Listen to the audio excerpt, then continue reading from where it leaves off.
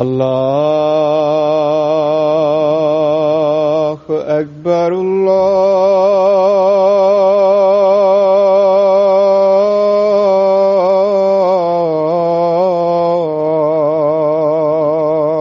أكبر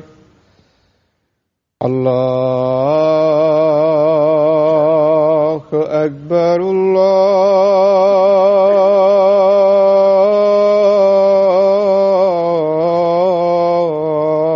الله أكبر أشهد أن لا إله إلا الله أشهد أن لا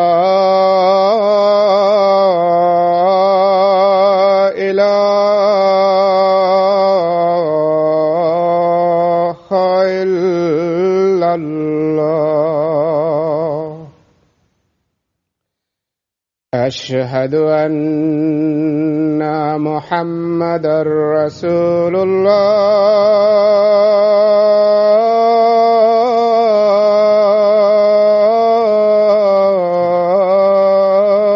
الله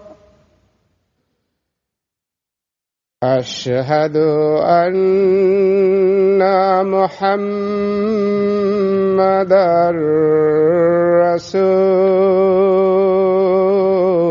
رسول الله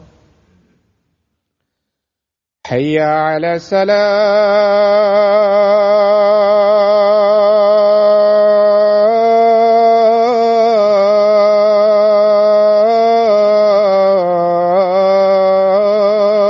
الصلاة حي على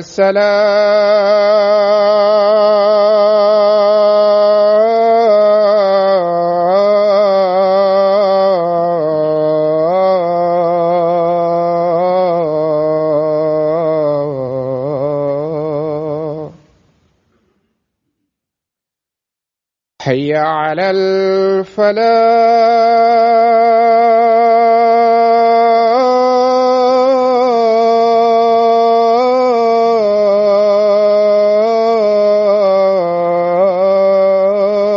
الفلاح حي على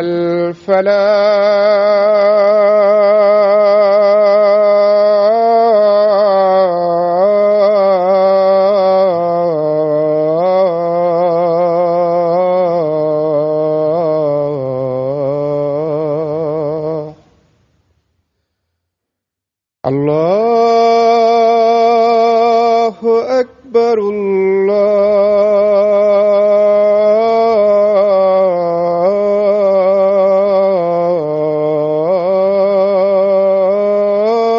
الله أكبر لا إله إلا الله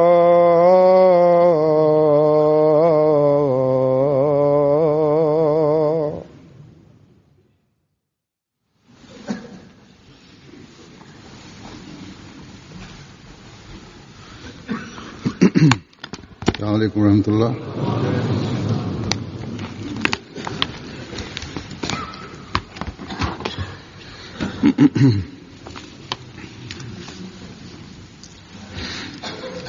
أشهد أن لا إله إلا الله وحده لا شريك له وأشهد أن محمدا عبده ورسوله أما بعد فأعوذ بالله من الشيطان الرجيم بسم الله الرحمن الرحيم الحمد لله رب العالمين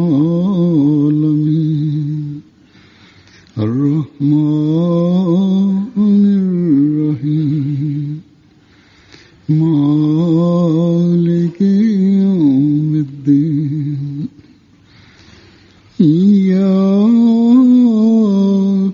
نعبد وإياك نستعين اهدنا الصراط المستقيم صراط الذين أنعمت عليهم غير المغضوب عليهم ولا الضالين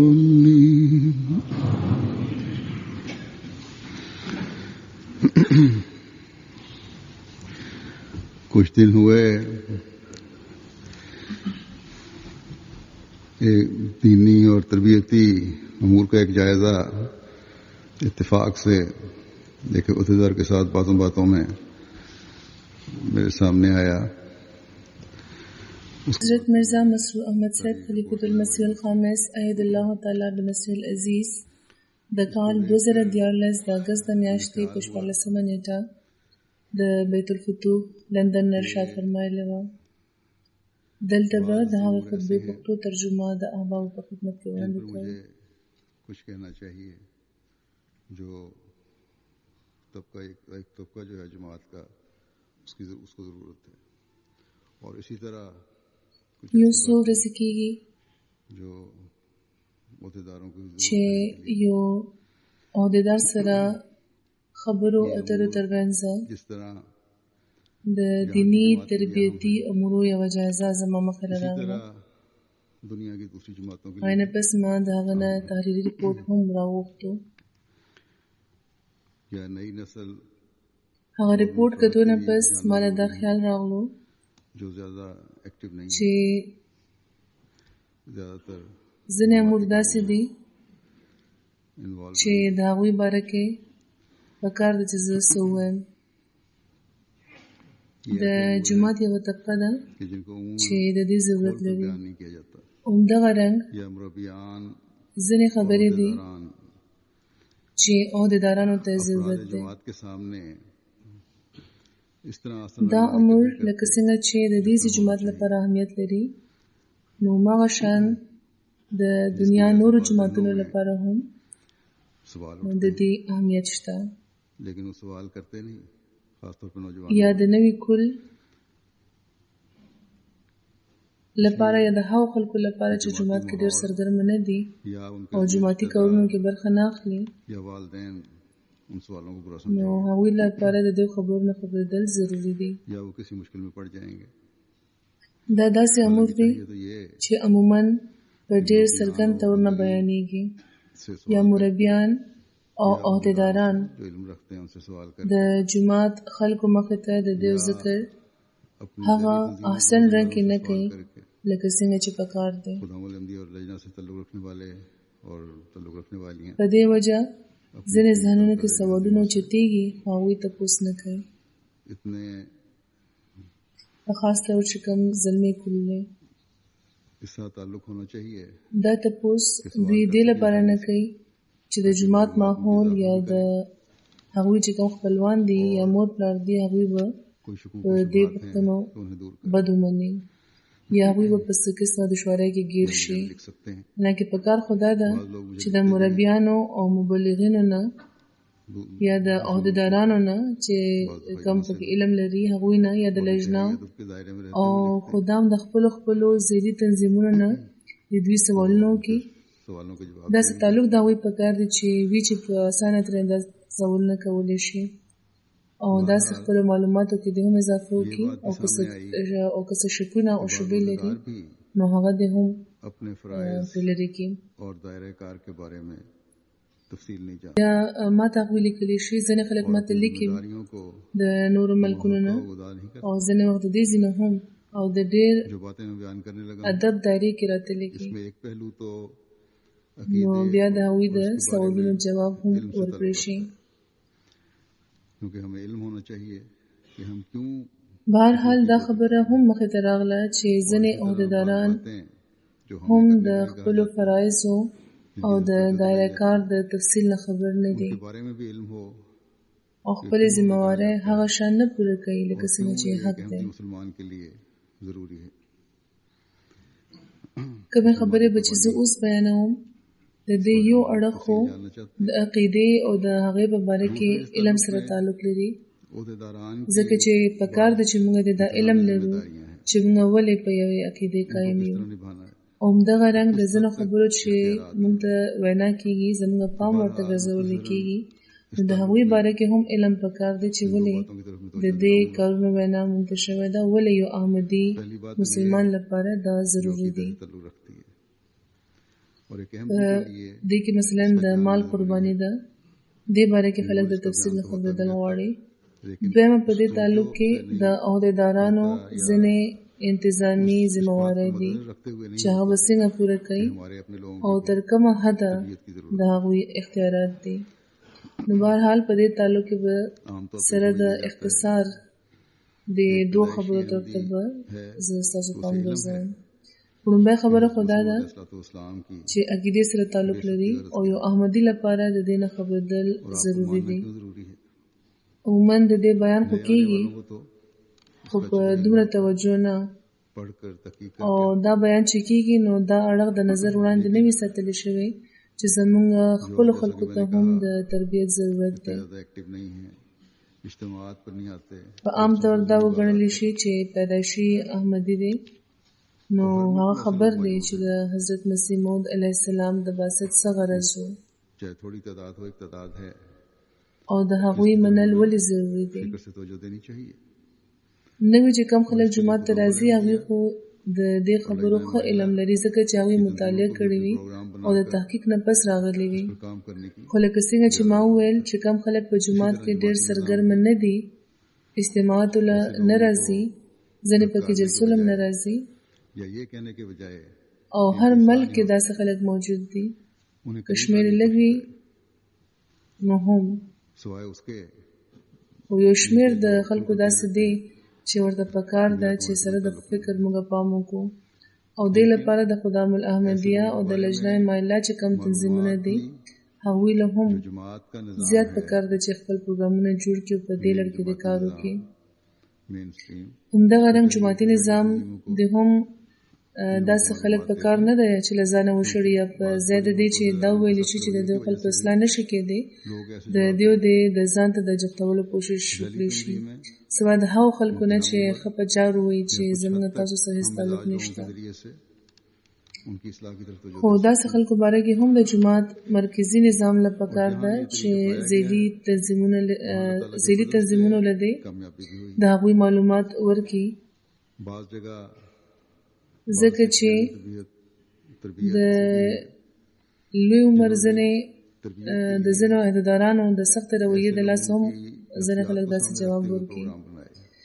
ذیلي تنظیمونه د داسې خلکو د همزولو یا تر ساده پورې چې کوم هم مزاجه خلک وي د هغوی په وسیله د هغوی د اصلاح طرف ته پام کولی شي او چېرته چې دا طریقه خپله کړې شوې ده نو هلته د خدای په فضل بیا کامیابي هم ترلاسه شوې ده. ځینې ځایونو کې د تربیت د شعبې ځینې داسې سکرتران هم شته چې هغوی د تربیت پروګرامونه چې جوړول نو د داسې خلکو نفسیات د نظر وړاندې ایښي وي نو دې بیا ډېر ښه او زړه پورې اثر هم شوی دی او د داسې خلکو نه ډېر ښه جواب هم ترلاسه شوی دی. نو بهرحال کوشش دا پکار دی چې تر خپله وسه به هر احمدي د ضایع کېدو نه بچ کوو. यही मुनासिब समझा دا د هر عہدیدار ذمہواری ده، के अल्फाज د هر مربي ذمہواری ده बयान करूं او په هر سطح د زیري تنظیمونو او د جماعتي نظام ذمہواری ده. कि मुझे भेजा गया है ताकि मैं د دې اصولي خبرې نه پس کومه وړاندې خبره چې زه کول غواړم को फिर कायम करूं और कुरान शरीफ की सच्चाइयों او د هغې نه لکه څنګه چې ما وویل پکار ده چې هر احمدي د خبر وي है او هغه دا چې د حضرت مسیح موعود علیه السلام د بعثت غرض څه و देख नहीं सकते او دا چې د هغوی منل ولې ضروري دي. دې لپاره ما مناسبه دا ګڼلې ده چې هم د حضرت مسیح موعود علیه السلام په الفاظو کې بیان کړم. هغوی فرمایي तो उनकी तादाद इस कदर زه رالیږلی شوی یم چې د رسول الله صلی الله علیه و آله وسلم هغه عظمت چې بې ځایه شوی و یو ځل بیا قایم کړم सच्चाई की او د قرآن شریف صداقتونه सबको बयान دنیا ته وښیم. او دا ټول کار روان دي کېږي خو چې د چا په سترګو پټای ده هغوی نشي لیدی، حالانکه دا سلسله اوس لکه د لمر روښانه ده او د دې د نشانونو او د آیتونو دومره خلک ګواهان دي چې که یو ځای کړی شي نو د هغوی شمېر به دومره وي چې د ځمکې په لمن به د یو باچا هم دومره فوج نه وي. فرمایي چې دومره صورتونه د دې سلسلې د صداقت موجود دي چې د هغوی ټولو بیانول هم آسان کار نه دی. अपने लिटरेचर में अपनी कुतुब او د اسلام توهین چې څومره سخت شوی و نو د هغه توهین پر لحاظ خدای پاک د دې سلسلې عظمت هم وښودلو. او دا صرف د حضرت مسیح موعود علیه السلام د ژوند خبره نه ده कुरान शरीफ की بلکې د رسول الله صلی الله علیه و آله وسلم مقام او د قرآن شریف صداقت په دنیا کې قائمولو باره کې मुख्तलिफ मिसालें दी هغوی خپل لټریچر، خپل کتابونو، خپل ارشاداتو کې چې څنګه رڼا اچولې ده कि نو د هغې نه نن هم हकीकी पहलुओं को د رسول الله صلی الله علیه و آله وسلم عظمت पर मजबूर हो जाते हैं. او د قرآن شریف صداقت په دشمنانو ثابتېږي. सीरत है यही तालीम है तो हम गलती पर थे. مختلف مثالونه ورکړي دي چې څنګه د رسول الله صلی الله علیه و آله وسلم د سیرت तो वो अपनी किसी حقیقي اړخونه چې د اغیارو مخه ته بیان کړی شي कार्टून पे शाया किए थे. نو هغوی په دې وینا مجبور شي چې کوم دا سیرت دی او دا تعلیم دی वहाँ जब نو موږ په बात غلطه وو. सुनी है और इस्लाम की खूबसूरत तालीम के बारे में इल्म لږه موده کېږي چې خپل یو تقریر کې ما रखने पर मजबूर کینیډا کې د اسلام د یو مخالف مثال ورکړی وو. د خپل رسالې اخبار کې د ډنمارک د اخبارونو هغه کارټونونه هم چاپ کړي وو. किया. इसी तरह गुज़श्ता खुतबे में زما دورې کې چې کومې خبرې ما کړې وې هغه چې د واورېدې او د اسلام د ښایسته تعلیم نه چې هغه خبر شو हवाले से نو په خپل اخبار کې هغه په دې لیکلو مجبور شو या چې د جماعت احمدیه د امام خبره چې ما واورېده نو حقیقت نه خبر شو बात भी او د خپلې غلطۍ اعتراف یې وکړو. دغه رنګ په تېره خطبه کې ما دا ویلي وو چې د امریکې یو لوی سیاستدان په خپل ریډیو د جمعې ورځ په حواله یو غلط قسمه پروګرام چلولی و یا خبرې څه داسې کړې وې. د دې ریډیو د سامعینو شمېر هم ډېر زیات دی، په لکونو کې دی. ये बड़ा पॉलिटिकल लीडर है वहाँ का, मशहूर आदमी है. نو په دې د جمعې اهمیت अब हम او حقیقت चुनाचे उसने वक्त दिया. د ये बहरहाल उसके قرآن مطابق څه دی دې باره کې زموږ یو احمدي ځوان یو مضمون ولیکلو په ویب سایټ یې ورکو. بیا هغه ته ولیکلی شو چې हवाले से دا یو لوی سیاسي لیډر دی، هلته مشهور سړی دی. نو ورته ولیکلی شو چې تا غلطه خبره کړې ده، اوس موږ له هم په ریډیو وخت راکړه. نو هغه وخت ورکو. प्रोग्राम को دا بهرحال د هغه شرافت و. زموږ یو احمدي ځوان د خدای په فضل بیا په هغه ریډیو د جمعې जमात او د هغې په حواله د قرآن د تقدس باره کې چې خبرې وکړي نو هغه سړي ومنله چې هغه په غلطه و. अहमद ने जो हमें او دا پروګرام هم हकीकत से لکونو خلکو واورېدو. इसी वजह से है कि आपको دا اعتراف هم ټول کوي अल्लाह ताला ने چې د اسلام د حقیقي تعلیم نه مونږ هم د جماعت احمدیه په ذریعه خبرېږو. हज़रत सल्लल्लाहु अलैहि वसल्लम نو دا هر څه दुनिया पर रोशन چې حضرت مسیح موعود علیه السلام ته خیلی دي तालीम को हकीकत को आश्कार करें. حقیقت یې چې کوم موږ ته څرګند کړی دی बस نو دا په دې وجه چې خدای پاک هغوی هم دې مقصد لپاره را لېږلي وو چې هغوی دې د رسول الله صلی الله علیه وسلم مقام इस्लाम دنیا ته څرګند کړي. और हज़रत सल्लल्लाहु अलैहि د वसल्लम قرآن تعلیم د قرآن حقیقت د دنیا ته څرګند کړي. से कायम हो रहा है.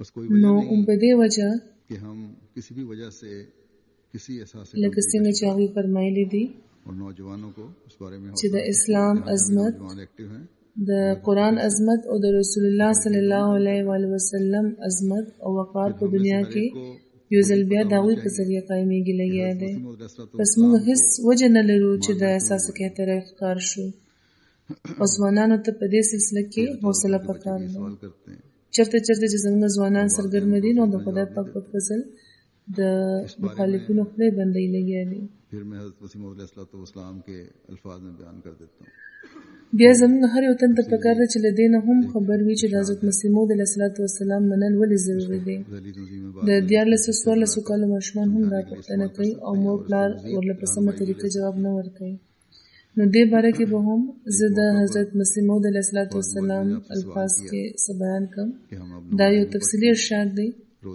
زیدي تنظیمونه وروسته بیا خپل ممبران پوهولو لپاره د دې برخې جوړولی شي او استعمالولی شي او د نه نوره رهنمایي هم اخیستی شي په یوه موقع ځینې ملایانو د حضرت مسیح موعود علیه السلام نه دا پوښتنه کړې وه چې موږ لمونځونه هم کوو روژې هم نیسو قرآن او په رسول الله صلی الله علیه وسلم ایمان هم راوړو نو بیا ستاسو د منلو څه ضرورت دی نو هغوی ورته وفرمیل ګوره څنګه چې یو تن چې په خدای او د هغه په رسول او په کتاب د ایمان راوړلو دعوه کوي او بیا د هغه د احکاماتو تفصیلات مثلا مونځ روژه حج زکات او تقوا او طهارت نه پوره کوي او هغه احکامات چې د نفس د تزکیې د ترک شر او د حصول خیر لپاره نافذ کړل شوي دي هغه پرېږدي نو هغه د دې استحقاق نه لري چې مسلمان دی وبللی شي د مسلمانانو دعوه خو کوي خو دا ټول نیکۍ که نه کوي بدی نه پرېږدي نیکۍ نه خپلوي نو فرمایي چې هغه مستحق نه دی چې مسلمان دی وبللی شي او هغه به د دې خبرې اطلاق رښتونی نه وي چې هغه د ایمان په زور ښایسته دی همدغه شان چې کم تن مسیح موعود نه مني یا د منلو ضرورت نه ګڼي هغه د اسلام حقیقت د نبوت غایت او د رسالت د غرض نه او خبر نه دی یعنی هغه بیخي لا علم دی چې د نبوت څه ضرورت دی څه غرض دی او هغه د دې خبرې حقدار نه دی چې هغه ته موږ رښتونی مسلمان او د خدای او د هغه د رسول رښتونی تابعدار او فرمانبردار وایو ځکه چې خدای پاک چې څنګه د رسول الله صلی الله علیه و آله وسلم په ذریعہ قرآن شریف کې احکامات ورکړي دي هماغه شانې په آخري زمانه کې د یو آخري خلیفه د راتګ پیشنګویي هم په زوروره طریقه بیان فرمایلی ده او د هغه د نامنونکیو او هغه نه د انحراف کوونکي نوم یې فاسق ایښی دی د قرآن او د حدیث لفظونو کې چې کوم فرق دی چې فرق نه دی بلکې په نورو لفظونو کې د قرآن د خبرې تفصیل دی هغه صرف دا دی چې په قرآن کې د خلیفه لفظ ویل شوی دی او په حدیث کې عمده خلیفه آخري خلیفه د مسیح موعود په نامه تعبیر شوی دی نو قرآن شریف چې چا د مبوس کولو لپاره لفظ د وعده ویلې دی او داسې د دې بعثت له یو رنګه عظمت عطا کړی دی نو څنګه مسلمان چې دا وایي چې د دې د منلو موږ ته ضرورت نشته چې د دې د منلو موږ ته ضرورت څه دی فرمایي چې د خلفاء د راتګ سلسله خدای پاک تر قیامت اوږده کړې ده او اسلام دا شرف او خصوصیت لري چې د دې تایید او تجدید لپاره د هرې پیړۍ په سر کې مجددین راغلي دي او راځي به ګورئ خدای پاک رسول الله صلی الله علیه و آله وسلم له حضرت موسی علیه السلام سره تشبیه ورکړې ده دلته مجددینو مبارک بیا ځنې خلک غلط شي چې که مخکې باغوی راځي دا به څوک وي خلفا به مجددین وي په دې لړ کې یوه تفصیلي خطبه ما مخکې ورکړې وه هغې نه نور څه اخیستی شئ حضرت مسیح موعود علیه السلام سره د ډېر وضاحت بیان فرمایلی دي د جماعت لټرچر کې هم دا هر څه موجود دي نو فرمایي ګورئ خدای پاک رسول الله صلی الله علیه و آله وسلم له حضرت موسی علیه السلام سره تشبیه ورکړې ده لکه څنګه چې د کما لفظ نه ثابتېږي د شریعت موسوي آخري خلیفہ حضرت عیسی علیه السلام لکه څنګه چې هغوی په خپل فرمایلی دي چې زه آخري خلیفہ یم.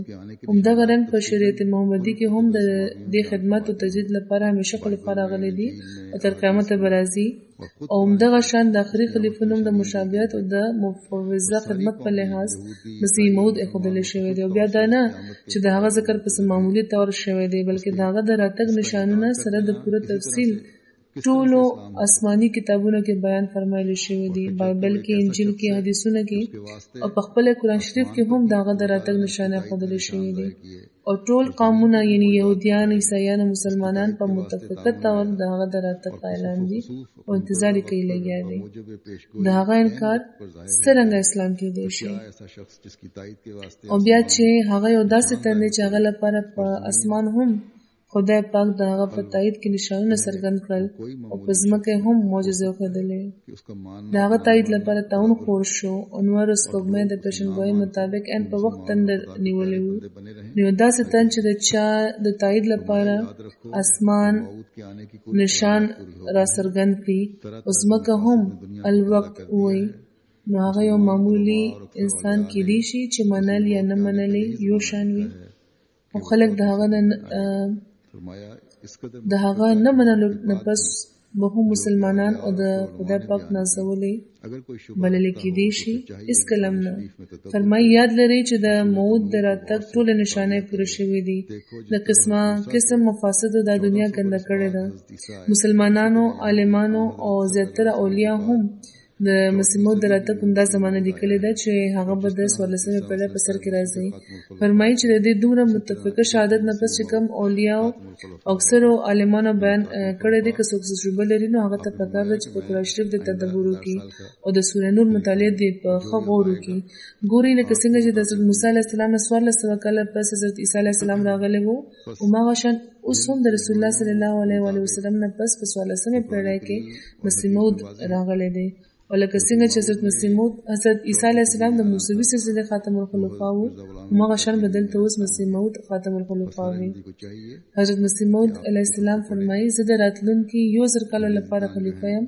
اوس به چې څوک هم راځي نو د دې په مطابق کې به راځي. نو دا کومې پیشنګویۍ چې په قرآن او په حدیث کې واضح موجود دي او د هغوی مطابق د 14مې پېړۍ په سر کې چې د کوم مسیح موعود د راتګ وینا شوې وه، هغه حضرت مرزا غلام احمد قادیانی علیه السلام دی. نو هر احمدي له پکار ده چې د هغوی د کتابونه دی ولولي. کم خلک چې انګریزي دانان دي یا چاله چې اردو نه ورځي، نور ملکونو کې چې کم لټریچر دی، د خدای په فضل دومره لټریچر شته په مختلفو ژبو کې چې پکې د حضرت مسیح موعود علیه السلام د بعثت مقصد او د هغوی د منلو ضرورت باره کې وضاحت سره خبرې موجوده دي. هر چاته د خپل عقیدې د مضبوطولو ضرورت دی. د اعتراض کوونکو د اعتراضونو جواب ورکړئ، په خپله تیاری وکړئ، نو خپل علم به هم ستاسو زیات شي او د اعتراضونو جواب به هم تیار کړئ. دې لپاره دې نه علاوه چې هر تن د په خپل مسلکي جماعتي نظام او ذیلي تنظیمونو له هم خپل پروګرامونه جوړول پکار دي چې څنګه دی هر تن ته دا تعلیم ورسولی شي چې د حضرت مسیح موعود علیه السلام د بعثت مقصد څه و او د هغوی منل ولې ضروري دی. بیا کومه خبره چې د تربیت لپاره ضروري ده، د مخکې خو د عقیدې خبره مو وکړه، دویم اوس د تربیت لپاره چې کومه ضروري خبره ده هغه د جماعت د خلکو د خلافت سره تعلق او خلافت سره تعلق لپاره نن سبا خدای پاک مونږ له خپل فضل د MTA وسیله را بخله ده. همدغه شان ویب سایټ دی الاسلام، نو دیو سره هم د تړون لپاره د کوشش ضرورت دی.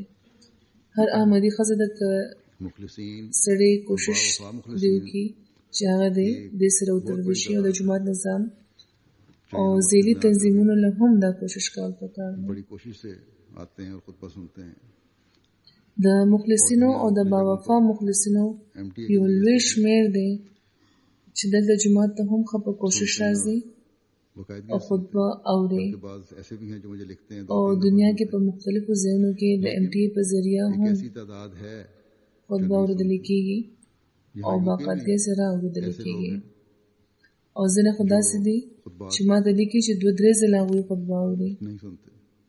خو یو شمېر د خلکو داسې هم دي چې خطبې نه اوري. دلته انګلستان کې هم داسې خلک شته چې خطبې نه اوري او نه نور پروګرامونه ګوري، بلکې په ځینو پروګرامونو کې هغوی اډو شاملېږي. په یو جومات کې د خلکو یو لوی شمېر د سلسلې د تعلیم خلاف ځینې حرکتونه وکړو، نو مجبوراً په هغوی باندې پابندۍ ولګولی شوې. چې نور تحقیق وشو نو خبر شو چې د هغوی اکثریت د داسې خلکو دی چې خطبې نه اوري یا د چا چې جومات ته ډېر تګ راتګ نشته او نه جوماتي پروګرامونه کې هغوی شاملېږي. خو جومات سره تعلق چونکې په وینه کې و، نو ځکه چې په هغوی پابندۍ ولګېدې نو پریشانه شول او په ډېر فکر او سره د ډېر درد یې د معافۍ لپاره ما ته خطونه مې لیکل. بعض چې پکې ما سره ملاو شول نو هغه وخت هم ژړل. که دوی صرف دنیاداران وي نو داسې حل به نه و. نو داسې هم شته چې د دنیا د کاروبارونو د لاسه بې پرواهه شي او چې پام یې وګرځولی شي نو د شرمندګۍ احساس هم ورته وشي او توبه او استغفار هم کوي او بیا یې کوشش دا وي چې جومات سره خپل تعلق مضبوط کړي.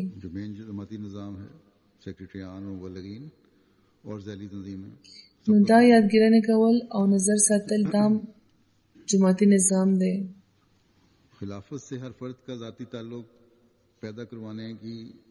د سکرترانو، د مبلغینو او د ذیلی تنظیمونو د ټولو دا کار دی. کوشش وکړئ چې خلافت سره د هر تن ذاتي تعلق پیدا شي. په زړونو کې خلافت سره تعلق او وفا کومه چې د مخکې نه موجوده ده د هغې د ځلولو کوشش وکړئ. دا خلک چې پوه کړی شي نو دوی نور هم سودره شي. لږه څه دوړه چې پرې راغلي وي هغه ترې لاړه شي. ځکه دا د وفا اظهار د تاثیر په وخت په ډېر شدت مخه له راشي. که د تربیت شعبه مستقل د وخت خلیفه سره د رابطې تلقین کوي او د خطبو، د جلسو او د ټولو پروګرامونو د کتو طرف ته پام ګرځوي نو په دې به یو طرف ته که خلافت سره تعلق مضبوطېږي نو بل طرف ته به پرې د تربیت ډېرې مسلې هم هوارې شي انشاءالله.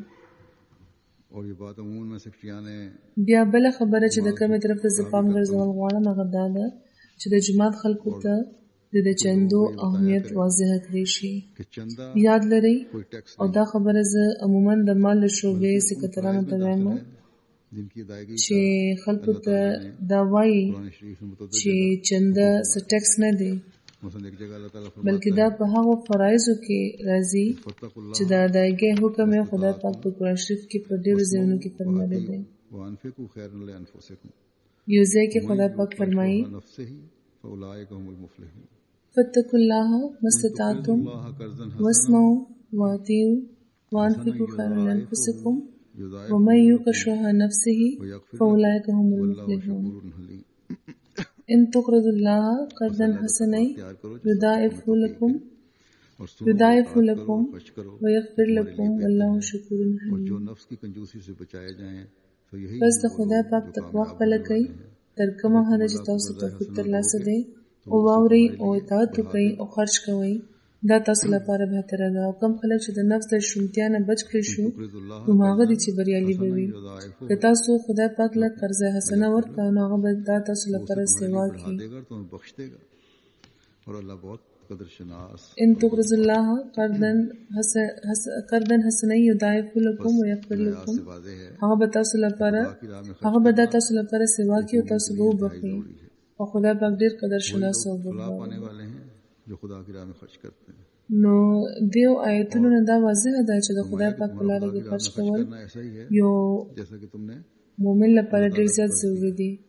فلاح به هماغه خلک जो बंदे هماغه خلک بیا مومي چې د خدای پاک په لاره کې خرج کوي او فرمایي چې د خدای پاک په لاره کې تاسو خرج کول هم داسې دي لکه چې تاسو خدای پاک له قرض ورکړي وي मुझे लोग लिखते او خدای پاک هغه هستی ده कि हमने چې की राह में چې د بنده د قربانۍ په بدل کې ورله ډیر زیات وروبخي बढ़ा कर लौटा दिया او داسې ګڼ شمېر واقعیات خلک ماته لیکي چې موږ د خدای په لاره کې چنده ورکړه نو خدای پاک د هغې نه ډیر زیات तो गनी है موږ ته راوبخله उसको हमारे पैसे की जरूरत नहीं دې باره کې ډېر ځل ما مختلف واقعې هم بیان کړې دي हमारे اطاعت خدای پاک خو غني دی او بې نیازه دی हमें तकवा की राहों की هغه زموږ د پیسې هیڅ حاجت نه لري हमारे माल اصل کې خو موږ پاکولو لپاره زموږ د اطاعت खुदा ताला معیار کتو لپاره موږ د تقوا د لارو په تلاش کې مشغوله لیدو لپاره او د مال د قربانۍ چې کومه دعوه موږ کوو د هغې معیار لیدو لپاره خدای پاک فرمایي چې د هغه په لاره کې خرچ وکړئ इस रूह को समझने की د هغه د دین د خورولو لپاره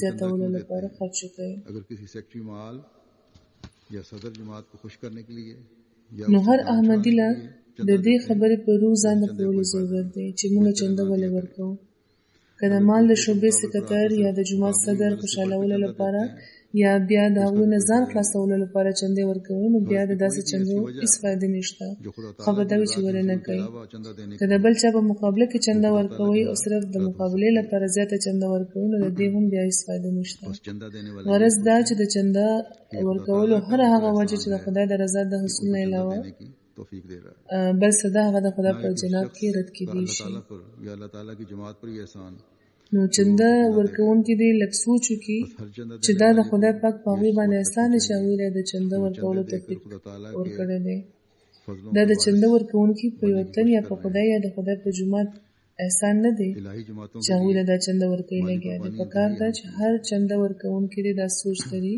چې د چندې ورکولو په ذریعه هغه د خدای پاک د فضلونو وارث جوړېدو کوشش کوي لګیا دی नौ बाई الهي جوماتونو لپاره مالی قرباني یو ډېر اهم څیز دی ज्यादा से ज्यादा शामिल करने की कोशिश करें ځکه ما ټولو جوماتونو ته دا ویلي دي چې نو موبایل او ماشومان زیات نه زیات په وقف جدید او په تحریک جدید کې د شاملولو کوشش کوي که څوک په یو پیسه ورکولو هم په دې طریقاتو کې شاملېږي نو شاملوي چې د هغوی عادت جوړ شي او د خدای پاک فضلونه راغونډ کړي د چندو اهمیت باره کې یو ځای کې حضرت مسلم اسلام فرمایي कि अगर कोई शख्स दे دنیا کې انسان مال سره ډېره زیاته مینه لري तो उससे मुराद माल ځکه د تعبیر رویا علم کې का और ईमान په تعبیر رویا علم کې دا لیکلي دي چې که څوک وګوري چې هغه خپل ځیګر راوکړو چاله ورکړو نو دې مطلب مال دی همدا وجه دا چې حقیقي ارتقا او د ایمان حاصل لپاره فرمایل شوی دی چې لن تنالوا البر حتى تنفقوا مما تحبون लाता है حقیقي نیکي به درته بیخي ترلاسه نشي تر څو چې हमदर्दी خپل د ټولو نه خوښ څیز د خدای په لاره کې ورکړی نه وي जो ईमान का دا ځکه چې د خدای پاک مخلوق سره همدردي او د سلوک یوه لویه برخه د مال د خرج کولو ضرورت ښیي او ابنای جنس او د خدای پاک د مخلوق همدردي هم یو څیز دی दूसरे की नफा چې د ایمان دویم جز دی او دې نه بغیر ایمان نه کاملېږي او نه راسخېږي सार जरूरी تر څو چې انسان इस आयत में تر څو چې انسان ایثار ونه کړي نو بل ته فایده څنګه رسولی شي की तालीम د نورو فایدې او نورو سره همدردۍ لپاره ایثار یو ضروري څیز دی करना भी इंसान او په آیت لن تنالوا البر حتى تنفقوا مما تحبون کې هم د هغه ایثار او د قربانۍ تعلیم ورکړل شوی دی نو د خدای پاک په لاره کې خرج کول था जो रसूल هم د انسان د سعادت او د تقوا شاره یو معیار دی د حضرت ابوبکر رضی الله تعالی عنہ په ژوند کې د للهي وقف معیار माल को इस तरीक पर अफराद जमात की او محق دا و چې څنګه رسول الله صلی الله علیه و وسلم یو ضرورت بیان کو نو د خپل کو ټول سرمایه راوغسله او داوی په خدمت کې حاضر شول इस बारे में د مال د شعبې سکرټرانو ته پکار ده چې په دې طریقه دی د جمعان د خلکو تربیت وکړي هغوی په ول پکار دي چې د مال قرباني وشي نو په دې تقوا او ایمان پخېږي دغه رنګ مربیانو ته هم پکار ده چې کله ورته موقع ترلاسه شي نو نصیحت دی وکړي دې لپاره د مسلسل توجه ضرورت دی और हर फर्द तक پکار ده چې په هره درجه د مال سکرټران دې فعال شي د هغوی دا کار ده چې خپلې ذمهوارۍ دې پوره کړي में هر تن ته د هغوی ذاتي رسایي پکار ده मेंबरान को دا نه چې دا کار د زیري تنظیمونو ته وسپارل شي چې په دې کې مدد وکړي ذیلی تنظیموں کا ځېلي تنظیمونه به صرف تر دې حده مدد کوي چې هغوی به ذیلی تنظیمیں اپنے چې هغوی به خپلو ممبرانو ته تلقین کوي. دې نه زیات د مال د سکترانو مدد کول د ځېلي تنظیمونو ذمہواري نه ده. بہرحال چندے کی روح کو ځېلي تنظیمونه د خپلو ممبرانو پام دې طرف ته ګرځولی شي چې د مال سکترانو سره مرسته پکار ده او د چندې په روح د هغوی پوه کړي. ذیلی تنظیموں کا تو انہوں نے ہماری مدد نہیں کی. د چندې روح باندې پلور دا بهرحال د ځېلي تنظیمونو کار دی، خو د مال د سکترانو ذمہواري ده. ذمہواري په دې خبره نشي ختمېدی چې موږ خو ځېلي تنظیمونو ته ویلي وو هغوی زموږ مدد ونه کړو. دا ذمہواري د هغوی ده او هغوی به پوره کوي. د مال د سکترانو کار دا دی چې په هره مقامي سطح هر کور ته د رسېدو کوشش وکړي. اوس خو ډېرې وسیلې دي، فون دی او داسې نورې وسیلې دي، د سورلو قسمونه دي او دلته یورپ کې خو بیا نور هم زیات دي هر څه. په پاکستان کې د مال داسې سکتران هم تیر شوي دي چې د ورځې به خپل کار کول او ماښام د کار ختمېدو نه پس ناوخته پورې به په سایکل د خلکو کورونو ته تلل. په لویو ښارونو لکه کراچۍ او لاهور کې په سایکل به سوارو او یو ځای نه بل ځای ته به روان وو او نصیحتونه به کول. دې طرف ته به د خلکو پام ګرځولو. نو دلته خو تاسو ته ډېرې اسانۍ ترلاسه دي او بیا هم کار نه کوئ. بلکې مال ځینې داسې سکتران شکایتونه هم راغلي دي چې د چندو خپل معیار هم معیاري نه دی، چې خپل چندې معیاري نه وي نو نورو ته به څه تلقین وکړي. دا کار خو په ډېره مینه او په نرمۍ کېږي. د مالي قرباني اهمیت ورته واضح دی. ځینې پکې سخت شي، یو ځل که څوک انکار وکړي نو دویم ځل لاړ شي، دریم ځل لاړ شي، په څلورم ځل لاړ شي خو تندې پې مچون کوئ. خو په دې دام نه ده ګڼل پکار او چنده ورکوونکي یاد لري دا خبره چې دا نه ده ګڼل پکار چې ګینې د هغوی په چندو د جومات نظام روان دی، ځکه د مال سکتر بار بار هغوی له ځي. دا خو د خدای پاک د حضرت مسیح موعود علیه السلام سره لوز و چې د مال تنګي به انشاءالله چرم نه راپېښېږي او کورونه به انشاءالله همداسې روان وي. او فکر که هغوی ته وو نو صرف دا چې د مال خرچ په صحیح رنګ به کېږي او که نه. د خدای په فضل کوشش هم دا وي چې تر خپله وسه خرچ په صحیح طریقه وشي. ځینې ځایونه کې چې خرچ کې بې پرواهي وشي نو هغه په ګوته کېږي.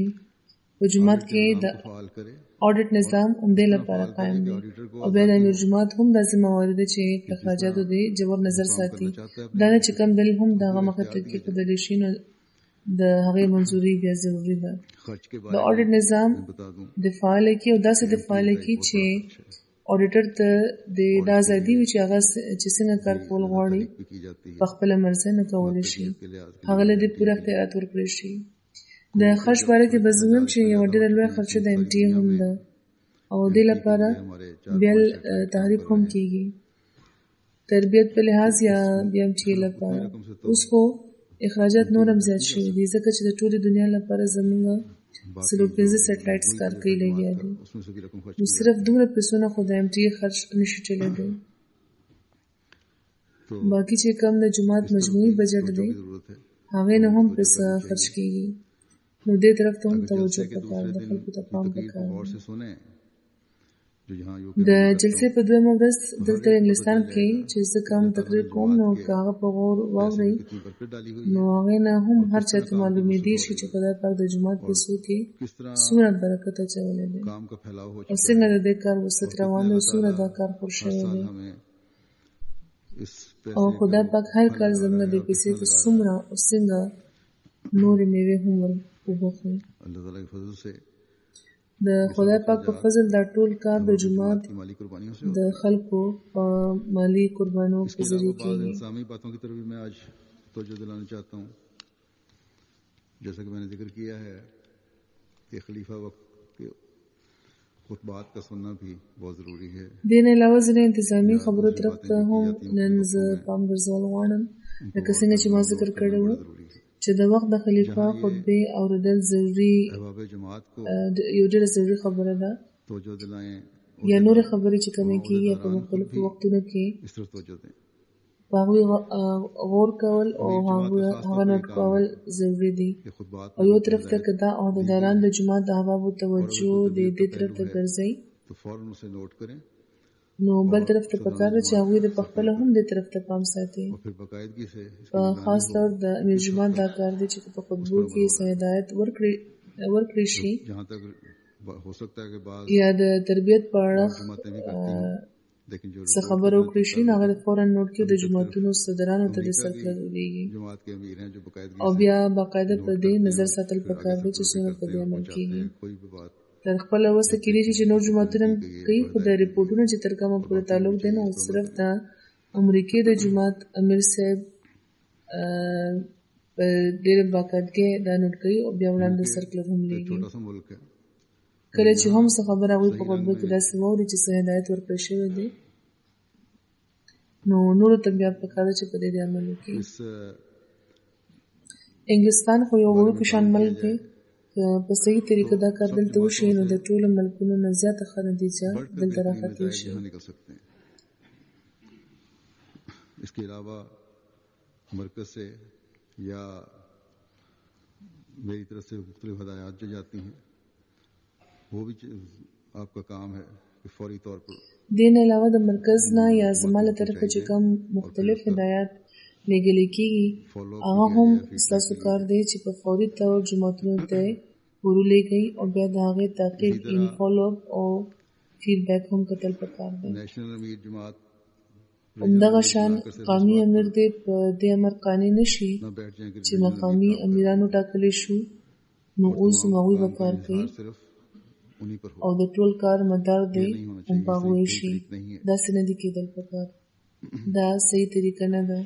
इससे जो अब तक دې نه تر اوسه چې زما نظر ته کومه خبره راغلې ده هغه همدا ده मुल्क की چې मरकज और जमातों में दूरी पैदा हो. قومي مرکز او د مقامي جوماتونو ترمنځ لرېوالی پیدا کېږي لګیا دی، हम मरकज तक بلکې دا احساس پیدا کېږي لګیا دی چې موږ نیغ په نیغه مرکز ته رسایي نه شو بیا موندی، یعنی इसलिए यहाँ قومي ملکي مرکز ته. और दूसरी जगह भी अमीर دا احساس هم ختمول پکار دی. करें कि साल نو में دې لپاره دلته هم او نورو ځایونو کې هم मीटिंग हो امیر جومات دې د دې خبرې پابندي وکړي چې کال کې به کم نه کم 2 ځله नहीं करते صدرانو سره یو اجلاس کېږي چې پکې د کار او د ترقۍ د رفتار جاج واخیستلی کېږي، सेक्रेटरियानी तरबियत او کم صدران چې د پام ګرځول نه پس هم کار نه کوي अगर दो نو د هغوی ریپورټ مال راواستوي.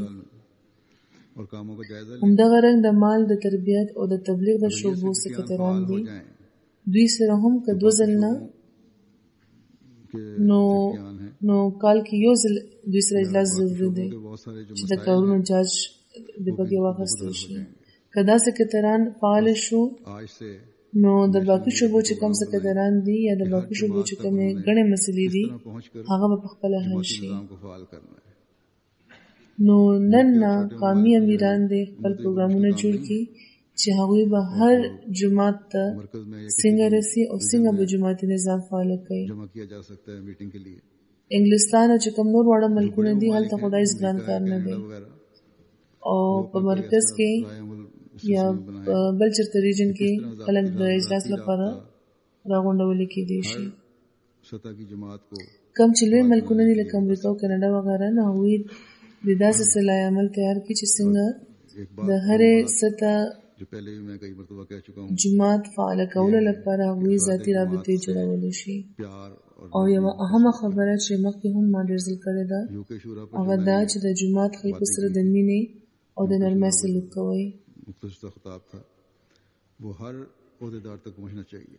د انګلستان د شورا په موقع چې کومې خبرې ما کړې وې مختصر خطاب و، هغه پکار ده چې هر عہدیدار ته ورسي او د تبشیر شعبه دې د دې انتظام وکړي، هر چېرته دا ورسوئ.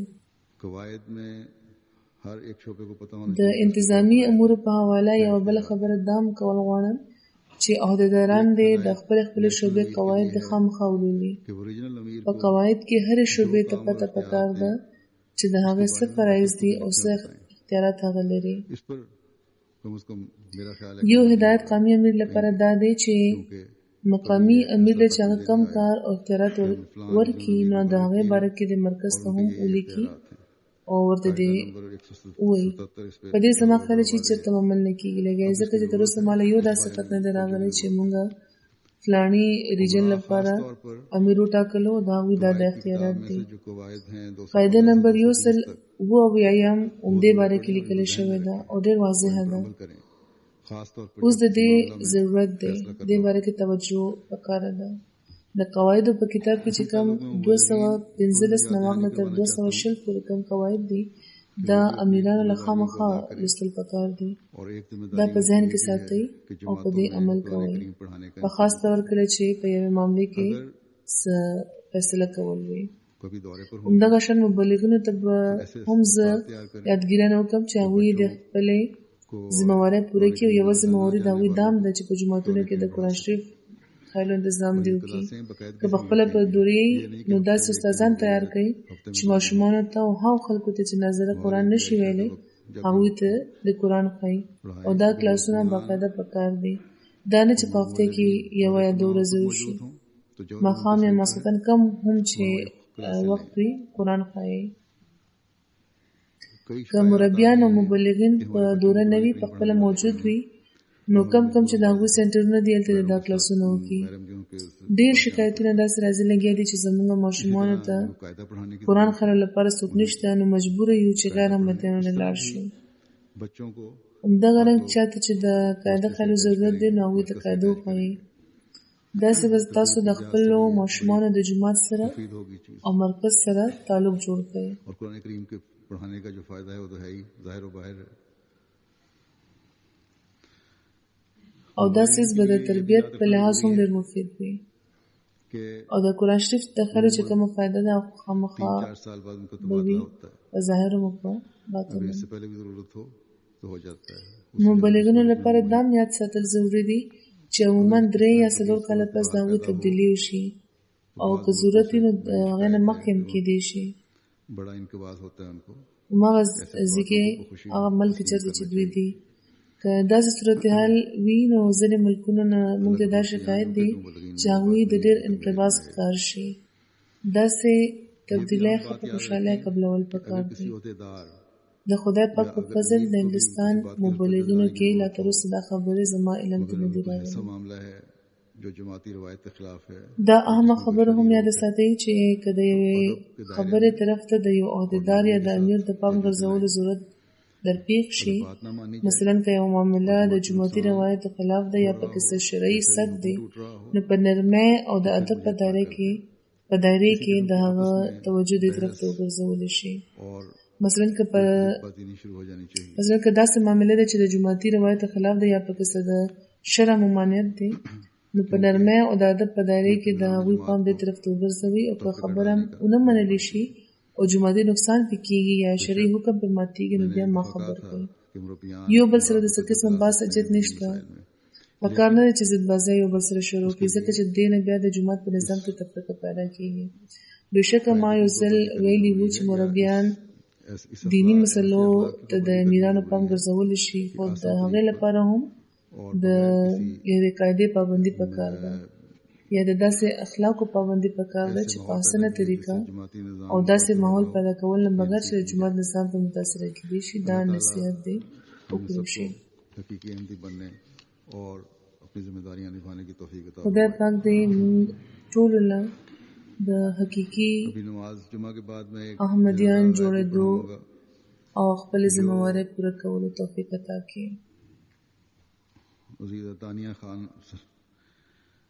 اوس د جمعې لمونځ نه پس به یوه غایبانه جنازه به هم کوو چې د ګرانې تانیه خان صاحبې ده. دا د آصف خان صاحب چې کینیډا کې د خارجه امورو سکرټر دی د هغوی اهلیه وه. د کال 2014 د اګست د میاشتې په 8مه نیټه دوی د 38 کالو عمر کې وفات شول. ان لله و انا الیه راجعون. دا لبناني نژاد کینیډیان ښځه وه.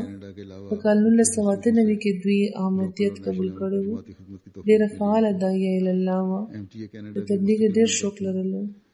لجنه مایله کینیډا کې په قومي سطح د تبلیغ سکرټره پاتې شوې وه او دې نه علاوه هم په مقامي او په قومي سطح مختلفو حیثیتونو کې دوی ته د خدمت توفیق ترلاسه شوی دی.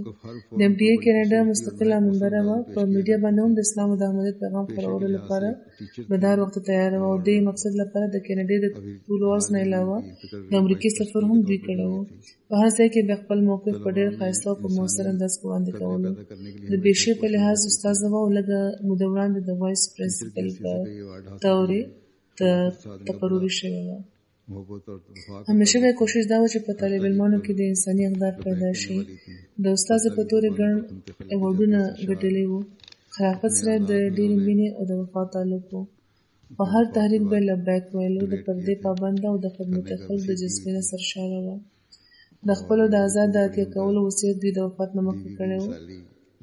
د غریبانو ډېره همدرده وه. یو مثالي ښځه وه، یو مثالي مور وه.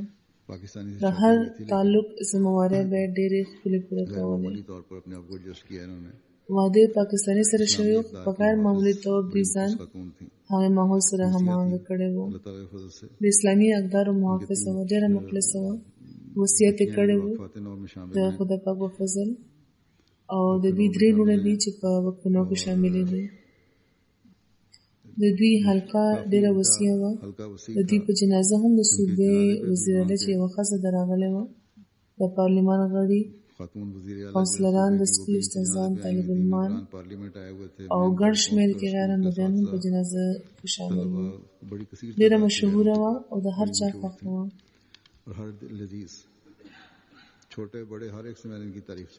د هر کشر مشر نه ما د دوی تعریف اوریدلی دی.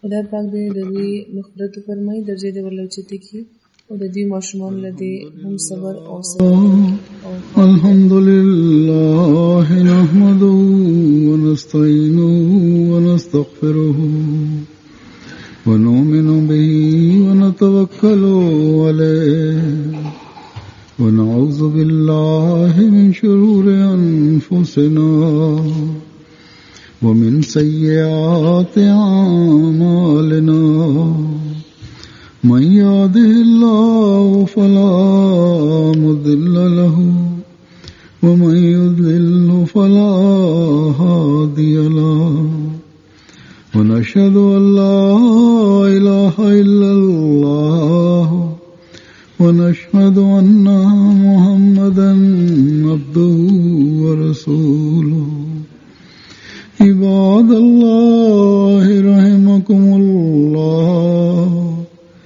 إن الله يأمر بالعدل والإحسان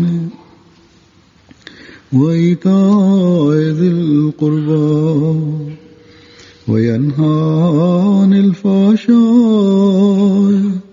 والمنكر والبغي يعظكم لعلكم تذكرون اذكروا الله يذكركم وادعوه يستجب لكم ولذكر الله أكبر.